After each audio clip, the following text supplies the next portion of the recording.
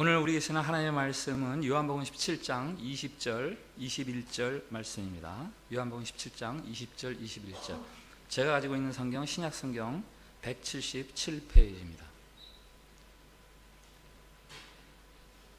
요한복음 17장 20절과 21절 말씀 봉독할 때에 살아계신 우리 하나님의 음성으로 들으시기 바랍니다. 내가 비옵는 것은 이 사람들만 위함이 아니요 또 그들의 말로 말미암아 나를 믿는 사람들도 위함이니 아버지여, 아버지께서 내 안에 내가 아버지 안에 있는 것 같이 그들도 다 하나가 되어 우리 안에 있게 하사 세상으로 아버지께서 나를 보내신 것을 믿게 하옵소서. 아멘. 샬롬. 샬롬.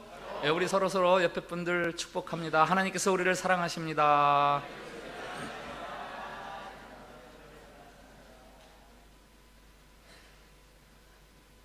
자카르타에 우기철이 서서히 다가오고 있습니다.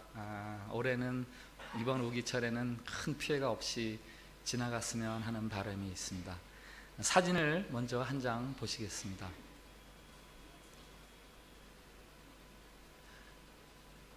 저 사진을 보시면서 어떤 생각이 드세요? 저 사진을 보면 궁금해지는 게 있어요. 저 칠판에 적힌 내용은 뭘까? 차오르는 물속에서 저 선생님이 꿈쩍도 하지 않고 이렇게 가르치고자 하는 저 내용은 도대체 무엇이며, 물이 차오르는데 도망가지 않고 끝까지 배우려고 하는 저 학생들이 배우려는 저 내용은 도대체 뭘까? 저 학생들이 저 순간에 배운 그 내용만큼은 아마 일생을 두고 잊지 않을까, 이런 생각이 듭니다. 요한복음 17장이 바로 저런 분위기였어요. 십자가의 물이 차오릅니다. 갈릴리 해변가에서 하나님의 나라를 선포할 때는 그저 발목에서 찰랑찰랑 되던 수준이었어요. 그러나 예루살렘에 올라올 때는 그 십자가의 물이 가슴까지 차올랐고, 이제 17장에서 느끼는 그 십자가의 물은 턱까지 올라왔습니다. 이제 곧 죽음입니다. 제자들은 미처 그 상황을 알지 못하고 있지만 그 모든 것을 알고 계신 우리 주님, 마지막까지 제자들에게 가르쳐주고 싶은 것이 있었습니다. 사람이 죽음을 앞에 두게 되면 사는 동안에 혼란스러웠던 것들이 정리가 됩니다. 무엇이 중요하고 무엇이 사소한 것인지 구별이 됩니다. 눈이 밝아지는 거죠. 그래서 죽음을 인생을 가르치는 최고의 스승이다, 이렇게 이야기하지 않습니까? 요한복음 17장은 다가오는 죽음 앞에서 예수님이 드리는 기도입니다. 예수님도 죽음을 앞에 두시고 최종적으로 자신의 삶을 정리하십니다. 내 삶은 다하지만 나 없는 동안의 세상에 있을 그 세상을 위해서 내가 어떻게 해야 될 것인가 정리를 하시는 거죠. 그리고 하나님 아버지 앞에 기도를 드립니다. 아니, 사실은 기도이기도 하지만 제자들에게 가르치는 교훈이기도 합니다. 예수님께서 마지막 순간까지 그토록 바라시는 그 일은 과연 무엇입니까? 요한복음 17장에서 예수님이 기도하시는 기도의 대상이 셋이 있습니다. 자주 말씀드렸죠? 한번 볼까요? 첫 번째는 자신을 위해서 기도하세요. 1절부터 5절까지 예수님을 위해서, 그리고 6절부터 19절까지는 제자들을 위해서 기도하십니다. 그리고 마지막 20절부터 26절까지는 교회를 위해서 기도하시는 거예요. 자, 제일 처음에 자신을 위한 기도. 예수님은 죽음을 앞에 두고 자신을 위해서 무엇이라고 기도하십니까? 17장 1절, 첫 절 한번 같이 읽어보겠습니다. 17장 1절 말씀 같이 읽겠습니다. 시작. 예수께서 이 말씀을 하시고 눈을 들어 하늘을 우러러 이르시되 아버지여, 때가 이르렀사오니 아들을 영화롭게 하사 아들로 아버지를 영화롭게 하게 하옵소서. 아멘. 때가 이르렀사오니, 이제 십자가의 죽음을 이야기하는 거죠. 예수님에게 십자가의 죽음이 과연 무엇인가를 알게 하십니다. 그 십자가의 죽음을 통해서 아버지를 영화롭게 하고 뿐만 아니라 자기 자신이 영화롭게 되는 거구나 라고 아시는 거죠. 그동안 있었던 이런저런 많은 사건들, 기적들, 또 이야기들, 그것들을 한 곳에 담아서 질끈 동여매면서 매듭을 짓는 사건, 그것이 바로 십자가죠. 그 십자가 사건은 예수님에게 무엇인가? 내가 아버지를 영화롭게 하고 아버지가 나를 영화롭게 하시는 사건이 바로 이 십자가다. 한번 따라해 주시기 바랍니다. 하나님 아버지와 아들의 영광. 한 번 더. 하나님 아버지와 아들의 영광. 여러분이 살아가시는 동안에 무엇을 위해서 살아가는지 한 가지 목적을 말하라고 한다면 무엇입니까? 편안하게 아무 고민거리 없이 살아가는 것입니까? 맛있는 것을 먹고 싶은 대로 마음껏 먹고 내가 하고 싶은 것을 마음대로 할 수 있는 그런 삶이 여러분의 삶의 목적입니까? 돌이켜보면 저는 중학교 때 학교 간의 시내버스 안에서 제 삶의 목표를 정했습니다. 인천의 저 가정동에서 하기동까지 다니던 3번 버스, 그걸 타고 1시간씩 집에서 학교를 다녔거든요. 어느 날 버스 뒷좌석에 누군가가 낙서로 휘갈겨 쓴 글씨가 제 삶의 목표를 정하게 했어요. 배부른 돼지보다 배고픈 소크라테스가 되라. 배부른 돼지보다 배고픈 소크라테스가 되라. 저는 어린 중학생이었지만 그게 무슨 말인지 대뜸 알 수 있었습니다. 그리고 생각했습니다. 그래, 맞아. 내가 돼지처럼 살 수는 없지. 내가 돼지가 돼서는 안 되지.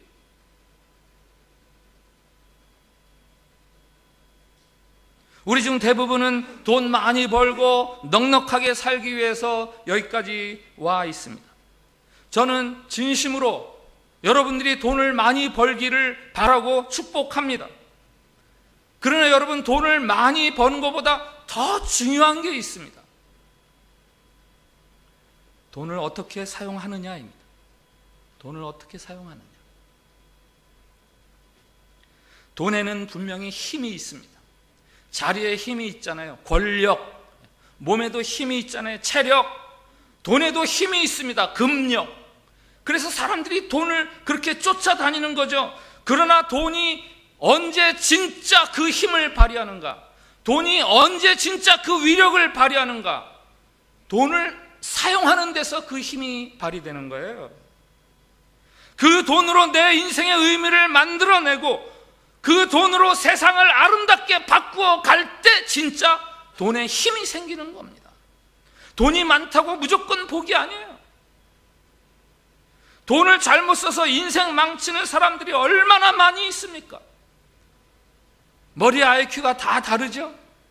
체력의 수준이 다 다릅니다. 어떤 사람은 1000m를 3분 30초에 뛰고 어떤 사람은 5분이 돼야 뛸 수 있고 재능의 수준도 다 다릅니다. 돈도 사람마다 쓸 수 있는 그 한계가 다 다릅니다.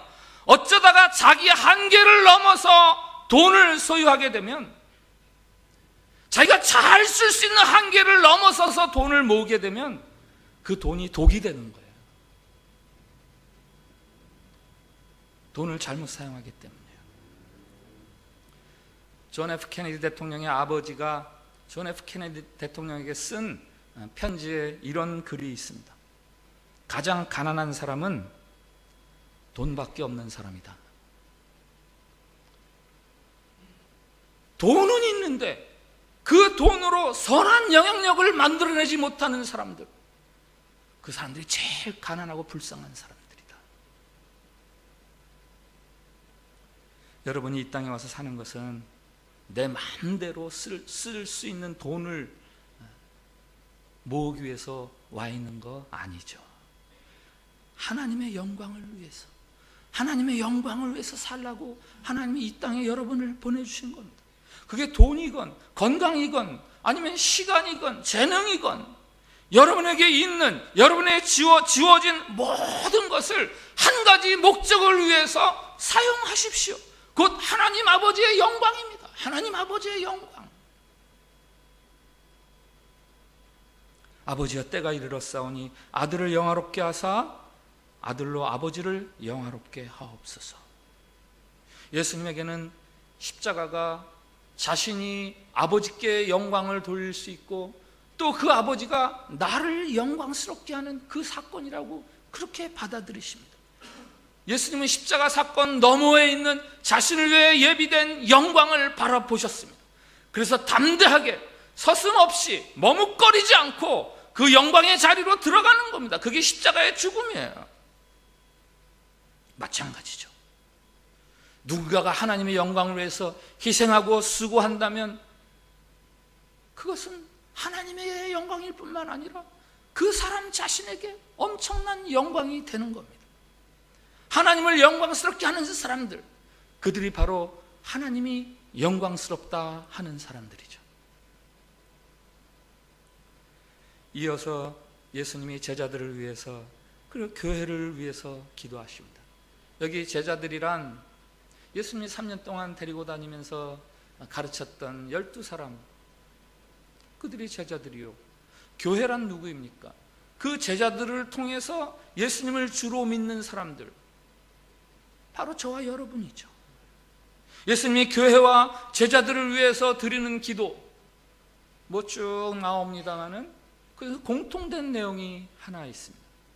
그것은 서로 하나 되는 것입니다. 서로 하나 되는 것.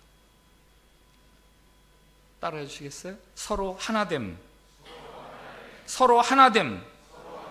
제자들을 위해서 11절에서 이렇게 기도하십니다. 한번 같이 보겠습니다. 17장 11절 시작. 나는 세상에 더 있지 아니하오나 그들은 세상에 있어 없고 나는 아버지께로 가옵나니 거룩하신 아버지여 내게 주신 아버지의 이름으로 그들을 보존하사 우리와 같이 그들도 하나가 되게 하옵소서. 아멘. 하나님 아버지, 제가 없는 세상에 남을 저 제자들, 그들이 하나 되도록 보존해 주시옵소서. 보존하다, 저게 영어 성경 NIV에는 protect 이렇게 되어 있어요. 아버지요, 나 없는 세상에서 살아갈 저 제자들 하나 될 수 있도록 보호해 주시옵소서. 그리고 교회를 위해서는 이렇게 기도하십니다. 오늘 읽은 본문이 바로 그거죠. 내가 비옵는 것은 이 사람들만 위함이 아니요 또 그들의 말로 말미암아 나를 믿는 사람들도 위함이니 아버지여, 아버지께서 내 안에 내가 아버지 안에 있는 것 같이 그들도 다 하나가 되어 우리 안에 있게 하사 세상으로 아버지께서 나를 보내신 것을 믿게 하옵소서. 제자들로 말미암아 장차 나를 구원자로 믿게 될 사람들, 교회, 그들이 하나 되게 해주십시오 아버지. 자, 이쯤에서 질문을 하나 드리겠습니다. 한번 마음속으로 대답을 해보십시오. 예수님께서 지금 우리 교회에게 가장 가르쳐주고 싶은 것, 우리 교회를 위해서 가장 바라시는 것이 있다면 뭘까요? 네, 우리가 하나 되는 겁니다. 하나 되는 것. 아까 보았던 사진, 그 사진 속에 선생님이 예수님이세요. 그 사진 속의 학생들이 바로 저와 여러분입니다. 그 교실은 참빛 교회입니다.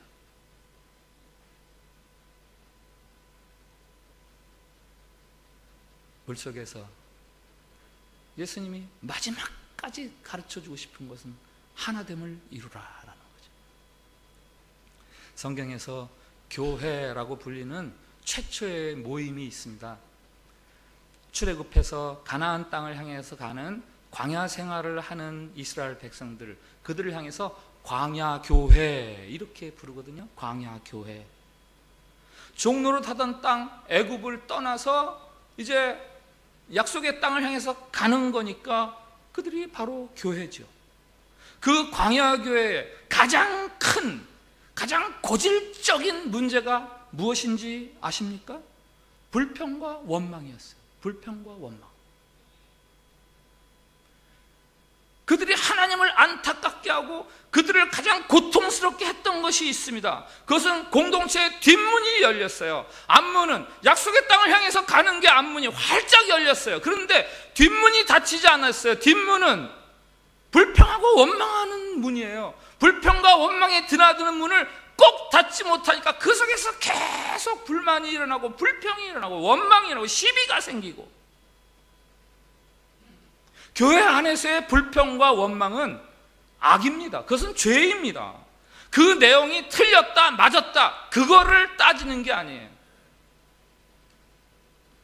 교회 안에서 서로를 향한 원망과 불만을 가지고 있는 순간 교회는 더 이상 교회가 아닙니다. 교회는 더 이상 아름답지 않습니다. 누군가를 향해서, 교회를 향해서 원망하고 불평하는 그 순간 하나님은 그 순간 계시지 않습니다. 혹 불평거리나 원망거리 있을 수 있습니다. 그러면 그것을 붙들고 하나님에게 중보자의 역할을 하는 거죠. 그러면 오히려 불평거리, 원망거리가 은혜의 도구가 되는 거예요. 은혜의 도구. 한경진 목사님이 그렇게 말씀했다죠. 교회는 싸우지만 않으면 부흥한다. 후배 목사들이 물었겠죠. 목사님, 교회 어떻게 해야 부흥돼요?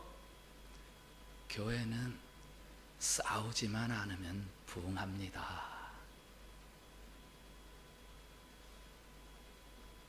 필립 얀시 목사님이 젊어서 다녔던 교회는 미국 남부의 침례교회, 아주 보수적인 교회였죠.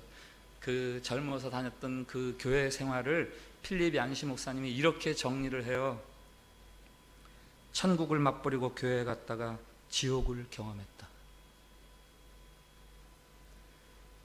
천국을 맛보려고 교회에 갔다가 지옥을 경험했다. 무슨 말인가? 교회 안에 아주 엄격한 규범들이 있습니다. 그것들을 가지고 늘 교인들을 판단하고 정죄합니다. 여자들 바지 입고 다니지 말아라. 주일날 귀걸이 하지 말아라. 주일날 신문 보지 말아라. 운동하지 말아라. 그 교회 안에 그런 규범들을 만들어 놓고 그거 가지고 다른 사람들을 손가락질하고 정죄하고 비난합니다. 은혜와 사랑을 보여주는 게 아니라 자꾸 판단합니다.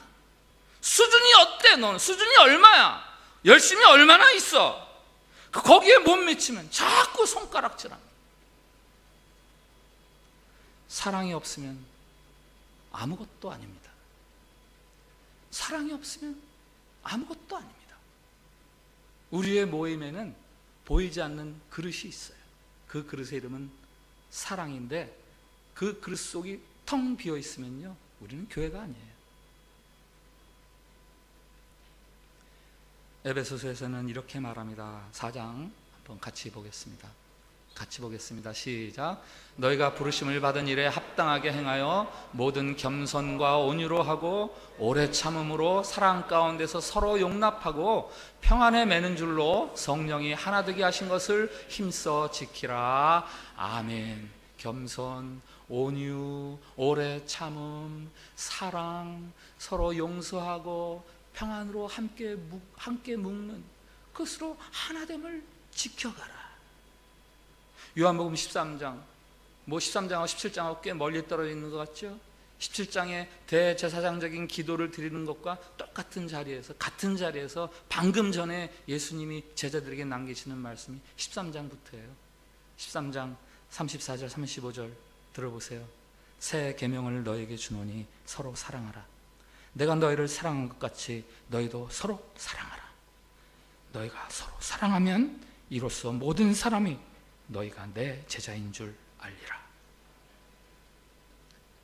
죽음을 눈앞에 두시고 예수님이 지금 제자들을 두고 우려하는 게 있으세요.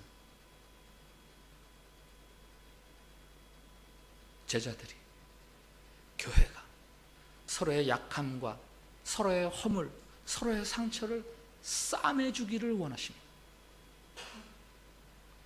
험담하고 비웃고 따돌리는 것을 우려하십니다. 교회가 그렇게 하면 교회가 될 수 없다는 것을 너무나 잘 알고 계십니다. 그래서 아버지 하나님께 마지막 순간에 기도하시는 거예요. 아버지, 저들이 하나 될 수 있도록 보호해 주십시오. 영원한 내 사랑, 영원한 내 사랑 교회, 그들이 하나 되게 해 주십시오. 신분의 높고 낮음을 떠나서, 형편의 높고 낮음을 떠나서, 생활 습관 고상함과 선하고를 떠나서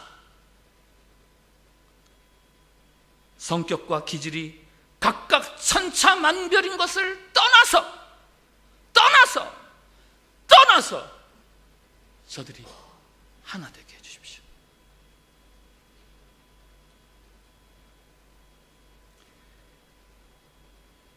예수님께서 제자들과 교회가 하나 되도록 기도하시는 이유가 있죠.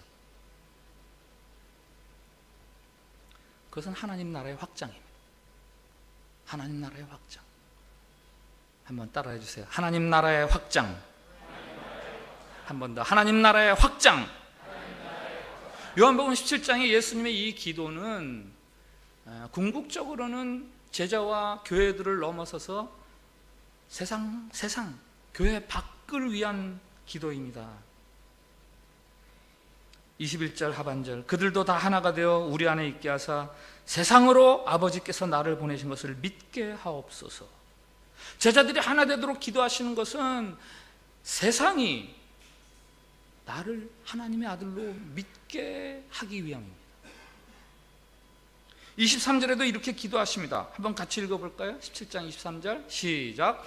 곧 내가 그들 안에 있고 아버지께서 내 안에 계시어 그들로 온전함을 이루어 하나가 되게 하려 함은 아버지께서 나를 보내신 것과 또 나를 사랑하신 같이 그들도 사랑하신 것을 세상으로 알게 하려 함이로소이다. 아멘. 죽음을 코앞에 둔 예수님이 눈동자의 초점은 지금 누구를 향해 있느냐? 제자들과 교회를 향해 있는 것 같지만 사실은 아니에요. 그 너머 아직 주님을 알지 못하는 사람들을 향해서 주님이 초점을 모으고 계신 것.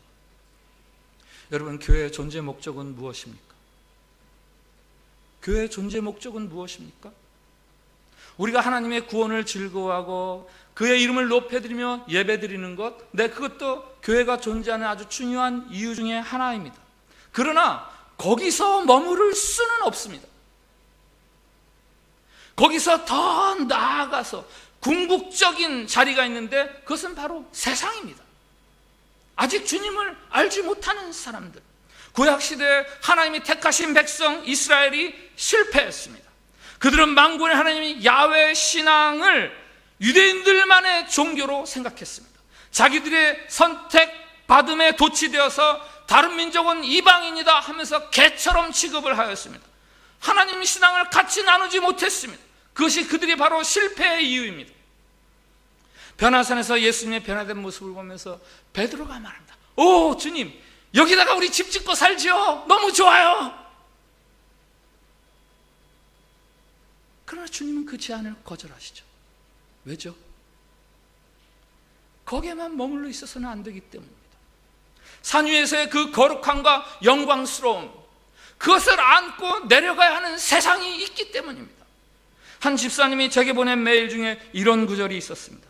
오직 주님이 원하시는 한 생명의 구원을 위해 나를 그런 축복의 통로로 사용해 주십사 기도드립니다. 하나님의 은혜의 종착역이 내가 아니고 나를 통해서 내 이웃에게로 흘러가도록 통로가 되어야 하는데 늘 그 역할의 부족함을 깨닫습니다. 맞습니다.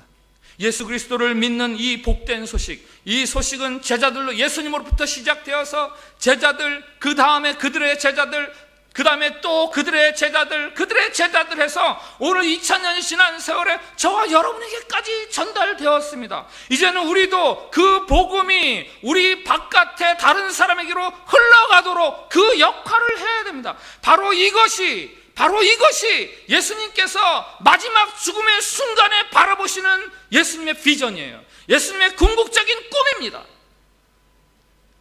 예수님 십자가에서 숨을 거두실 때 다 이루었다라고 말씀하셨어요.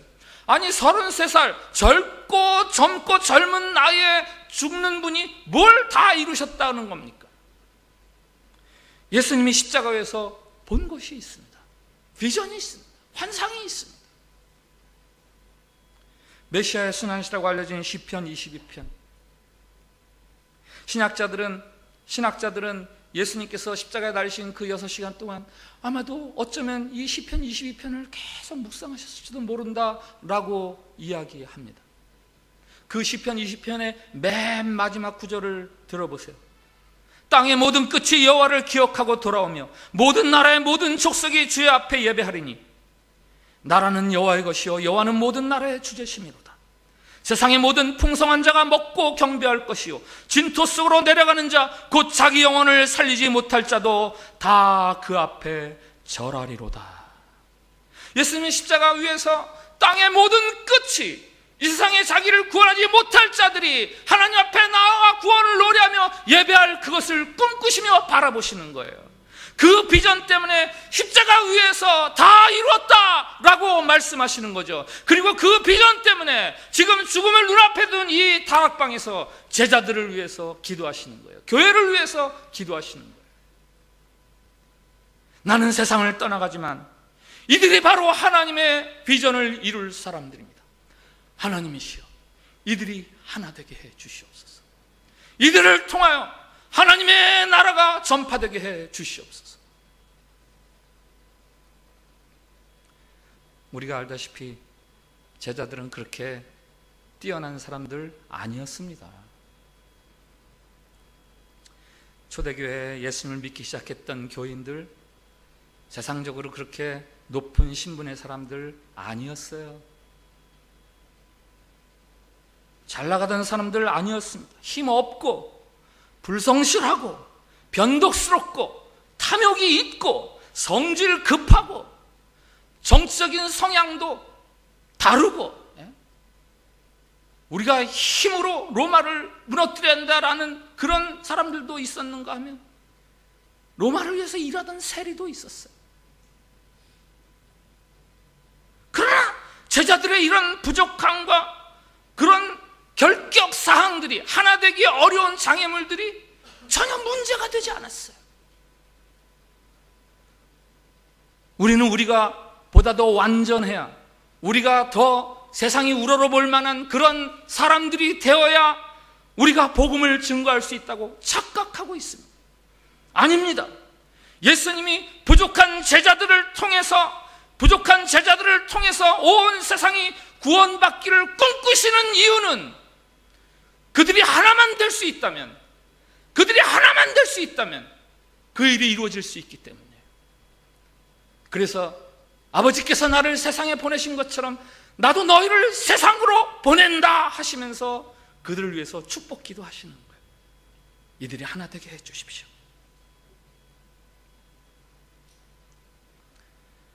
우리가 보냄받은 세상, 그들이 예수님을 믿게 하는 우선적인 방법이 있습니다. 그것은 우리가 하나 되는 겁니다. 하나 되지 못하면 우리는 세상을 구원할 수 없습니다. 하나 되지 못하면 우리는 아버지를 영광스럽게 할 수 없습니다. 그리고 하나 되지 못하면 우리는 우리 스스로를 영광스럽게 할 수 없습니다.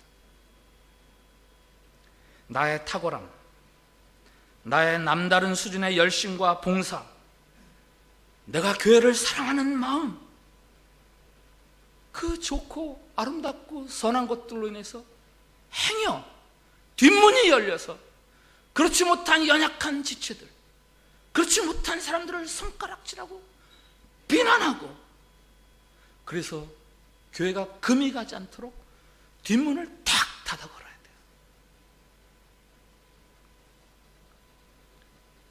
특별히 약점을 안고 살아가는 사람들, 그들을 내가 받아들여야 돼요.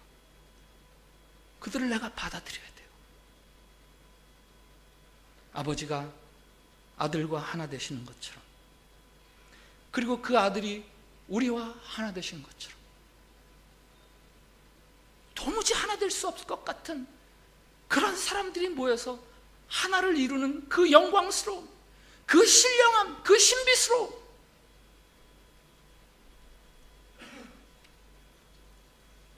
세상 앞에서 보일 수 있는 교회의 가장 강력한 무기는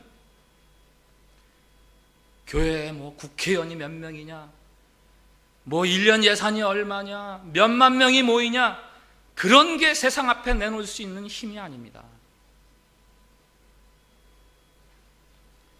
부족한 사람들끼리 모여서 서로 인내하고 용납하고 용서하고 하나됨을 이루어가는 그것이야말로 이 세상이 바라볼 수 없고 이 세상이 이룰 수 없는 교회만이 지닐 수 있는 강력한 힘이요 무기가 되는 거예요. 미국의 알바니안들이 모여서 예배드리는 교회가 있습니다. 정치적이고 종교적인 핍박을 피해서 미국으로 이주해서 이제 모여서 예배를 드린 한 교회를 이룬 거죠. 세월이 흐르면서 그들이 이민사회에 정착을 하고 그래서 어느 정도 교회도 안정을 이룬 그런 교포 교회입니다. 근데 그들에게 문제가 생깁니다. 교회 안에서 서로 비난하고 싸우는 일이 생깁니다. 서로 어려울 때는 그런 일이 없었어요. 근데 이제 서로 안정이 되고 교회가 정착이 되다 보니까 이제 서로를 비난하기 시작합니다. 분열이 생깁니다. 이를 우려한 한 나이 많은 교인이 예배 시간에, 대표 기도 시간에 이렇게 기도합니다. 하나님이여, 우리에게 고통과 핍박을 주시옵소서. 터키로부터 그 많은 핍박을 받을 때 우리는 서로 아끼고 사랑하고 하나 되었습니다. 그런데 이제 핍박이 없으니 이렇게 분열하고 시기하고 정죄하고 질투하고 있습니다. 하나님이여, 우리에게 차라리 핍박을 주시옵소서.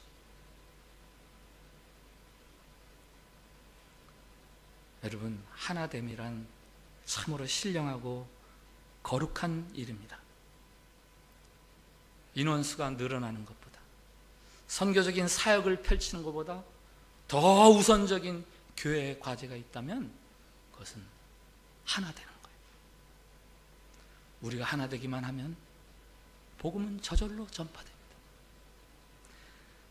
각기 많이 다른 우리가 서로 하나가 될 때 세상은 우리가 하나님의 사랑을 받는 자들, 우리가 하나님의 사랑을 아는 자들임을 인정하고, 그리고 세상도 그 사랑 속으로 들어오게 되는 겁니다. 일어나서 한번 찬양합시다. 기대라는 찬양인데요, 이 제목이 너무 좋아요. 기대. 주 안에 우린 하나, 모습은 달라도 예수님 한 분만 바라네.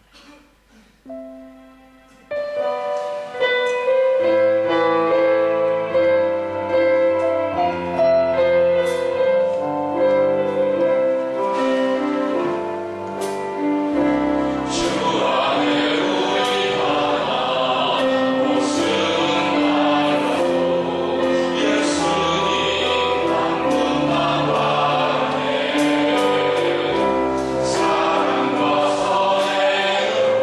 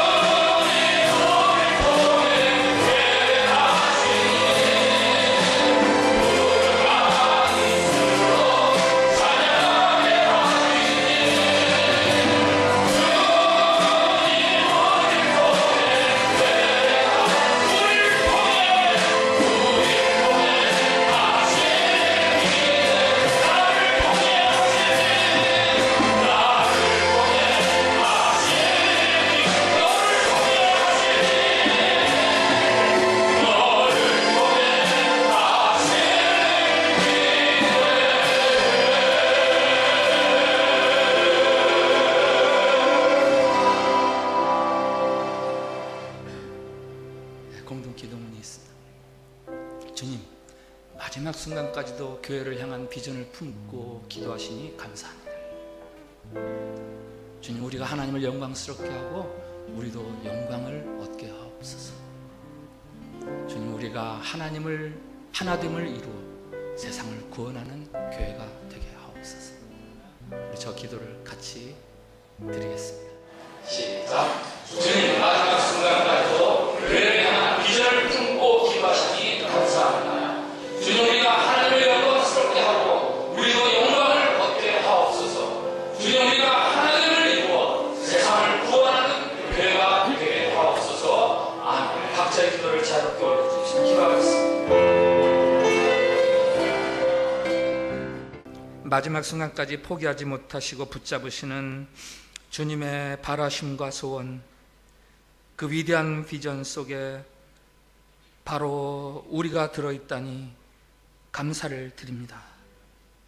부족한 많은 우리를 통해서도 주님의 그 꿈이 있으시고 소원을 두시다니 참으로 감사를 드립니다. 주님, 그 일을 이루어 주시옵소서.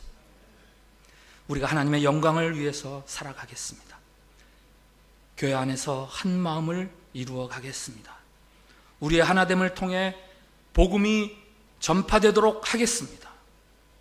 우리를 위해 간절히 기도하시는 주님의 그 기도가 우리를 영광스럽게 하시려는 위대한 초청임을 믿고 순종하겠사오니 주님, 우리를 도와주시옵소서. 예수님의 이름으로 기도합니다. 아멘.